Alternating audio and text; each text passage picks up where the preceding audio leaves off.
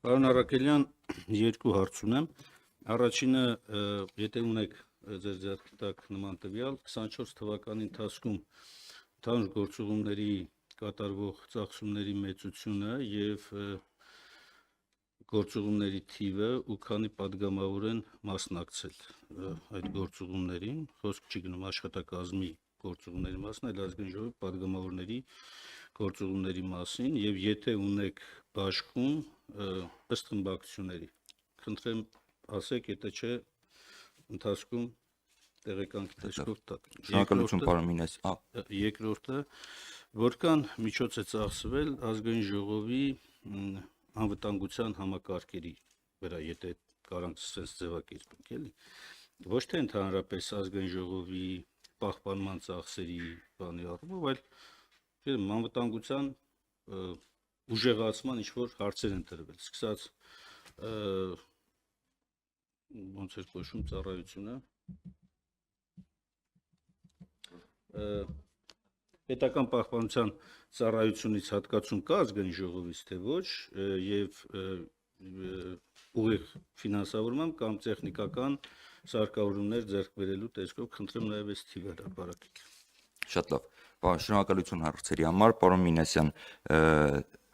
գումարային տեսանկյունից առանձին տվյալ չունեմ, թե գործուղումների վրա падգամավորների ինչքան գումար է ծախսվել, կարող եմ ասել, որ ընդհանուր եղել է 163 գործուղում, նորից ձեռքից տակ չունեմ տվյալ, թե դրանցից քանիսը որ խմբակցության падգամավորներն են մեկնել, կարող եք դիմել, մենք կտրամադրենք այդ տեղեկանքը, չնայած մեր մոտ ամեն ինչ հրապարակային ազգային ժողովի կայքում տեղադրվում է բոլոր նախագահի կարգադրությունները, դրանով է գործուղումները կազմակերպվում։ Ինչ վերաբերում է պետական պահպանության ծառայությանը, ոչ իրանք եթե ունենում են ծախսեր, որոնք պետք է անեն, անում են իրենց բյուջեի հաշվին։ Խնդրեմ ընդունեք, որ դիմեցի, որ ստանամ այդ տեղը։ Ընդունեցի։ Այլ հարցեր։ Ես այդ բարագայում մեկ հարց ունեմ եւ մեկ դիտարկում, պարոն Արաքելյան։ Հարցս վերաբերում է եւ սա բոլոր պետական մարմիններն է վերաբերում, խնդրում եմ պատրաստվեք այս հարցին, վերապատրաստվողների բավականին փոքր քանակ պլանավորածից նախատեսված բոլոր պետական մարմիններ, որովհետև մենք նախատեսում ենք ըստ էության հնարավորություն, ատեստացիա հնարավորություն, աշխատավարձի բարձրացման հնարավորություն եւ այլն, բայց չգիտես ինչի մեր պետական մարմինները չեն ցանկանում, պետական մարմնի աշխատակիցները չեն ցանկանում վերապատրաստում անցնել։ Այ խնդրեմ որ սա մեկնաբանեք եւ երկրորդ դիտարկումը կներեք էլի պարոն Մինասյանի հարցի շրջանակներում, տեսեք, ազգային ժողովը, եթե չեմ սխալվում, սահմանադրությամբ դիտարկում է նաեւ ժողովրդի ներկայացչական մարմինը, իսկ եթե հաշվի առնենք, որ ըստ էության իր կարգավիճակում են բարձրագույն ներկայացչական մարմինն է, սա ոչ միայն ենթադրում է падգամավորների շփումը երկրում եւ երկրից դուրս, այլ նաեւ պահանջում է շփում։ Եվ ես խնդրեմ, որպեսզի այդ տեսանկյունից նաեւ ներկայացնեիք, հա, եւ գործողները եւ ներկայացված product-ը եւ ըստ էության փորձենք հասկանանք, թե ընդհանրապես մենք ինչ ենք ուզում անենք, պետք է ինքնամփոփվենք Հայաստանի Հանրապետությունում եւ ըստ էության շփումները սահմանափակվենք, հասնենք 0-ի, թե մենք պետք է ընդհակառակը հաշվի առնելով եւ տարածաշրջանային եւ աշխարհաքաղաքական զարգացումները հնարավորինս շատ պետք է ներկայացնենք Հայաստանի Հանրապետության դիրքորոշումը տարածաշրջանային եւ քաղաքական եւ աշխարհաքաղաքական հարցերի վերաբերյալ ամբողջ աշխարհում, որովհետեւ ըստ էության նայեք, մենք ունենք 60, չէ 70 բարեկամության խումբ։ 70 բարեկամության խումբը ենթադրում է առնվազն, հա, 70 այս կամ առնվազն կոմունիկացիա տարվա ընթացքում։ Կամ դրան կրճատենք, կամ փորձենք իրոք հասկանանք ինչ ճանապարհով են գնալու։ Խնդրեմ, պարոն Արաքելյան։ Շնորհակալություն, պարոն Վարդանյան։ Առաջին մասից սկսեմ ձեր հարցի պետական ծառայողների վերապատրաստման վերաբերյալ, մենք ամեն տարի ուղարկում ենք պետական ծառայողների 1/3-ին վերապատրաստման, մենք դա մեր պարագայում դա 49 պետական ծառայող է եղել, իսկ եթե ավելի իրական կյանքում խոսանք, փորձենք հասկանալ, թե ինչու՞մ է խնդիրը, որ պետական ծառայողները չեն ուզում վերապատրաստվեն, բնավ այդպես չի, իրանք ուզում են վերապատրաստվեն, բայց այն գումարը, որ մեզ հատկացված է 49 պետական ծառայողի վերապատրաստելու համար, դա անկեղծ լինենք, գնում են ամեն 3 տարին մեկ կրկնելու նորից վերընթերցելու սահմանադրությունը, օրենքներ, իրենց վերաբերելի օրենքներ, մենք մեր միջազգային գործընկերների ֆինանսավորմամբ իրականացնում ենք թիրախային վերապատրաստումներ, փորձում ենք հասկանալ ազգային ժողովի աշխատակիցների ոչ միայն պետծառայողների, այլ աշխատակիցների կարիքները եւ ըստ դրա մեր միջազգային գործընկերները տարբեր վերապատրաստումներ են ֆինանսավորում ազգային ժողովի համար։ Գործուղումների վերաբերյալ ես ամբողջությամբ կիսում եմ ձեր տեսակետը, իմ կարծիքով մենք պետքա падգամավորները գնան գործուղման, որովհետեւ միջազգային շփումը շատ կարեւոր է, ինչպես նաեւ մենք պետքա կարողանանք որքան հնարավոր է միջոցառումներ անցկացնենք Հայաստանում, որը բարձրացնում է Հայաստանի ընկալումը աշխարհում ավելի դրական կերպով, նաև հյուրեր ենք ունեն, որոնք ծանոթանում են մշակույթի հետ։ Ես մի փոքր բան պատմեմ Վիետնամի նախագահի այցից հետո իմ ծանոթներից մեկը շատ փոքրիկ հյուրանոց ունի, երևի անցել էր մի ամիս 10 օր, ասում են բոլորը վիետնամցիք են արդեն։ 10 սենյակ ունի այդ հյուրանոցում, ասում են բոլորը վիետնամցիք են։ Այդ մարդիկ գնացել են իրենց երկրում ասել են, որ գեղեցիկ երկիր է, туриզմի համար զարգացած երկիր է, իրենց քաղաքացիները արդեն կարողանում են գալ Հայաստան։ Շնորհակալություն, պարոն Արաքելյան, ես էլ եմ այդ կարծիքի, իհարկե համաչափությունը պետք է խստորեն պահպանվի մեր ընդդիմադիր գործընկերների եւ կառավարող խորհրդարանական ուժի այցելությունների, փոխայցելությունների շրջանակներում այն համաչափությամբ, որը նախատես, չէ, պատվիրակությունների համաչափությունն եմ ես ասում, չեմ ասում այցերի համաչափություն, այցերը բոլորի համար պետք է հավասար լինեն, բայց իմ կարծիքով սա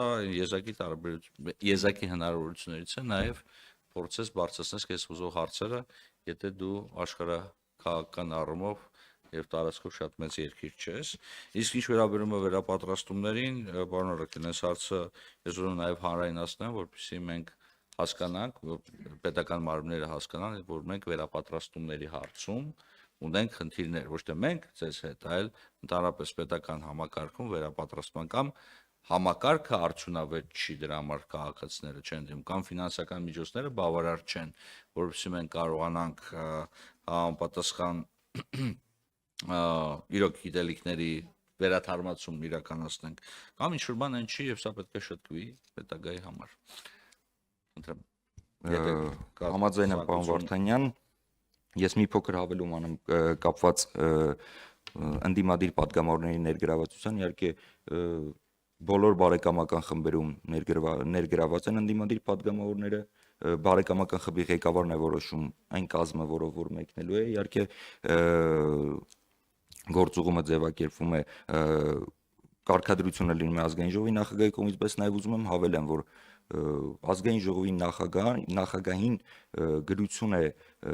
եկել պարոն Սեյրան Օհանյանից, որ Հայաստան դաշինքը հրաժարվում է իր հետ մեկնել գործուղման,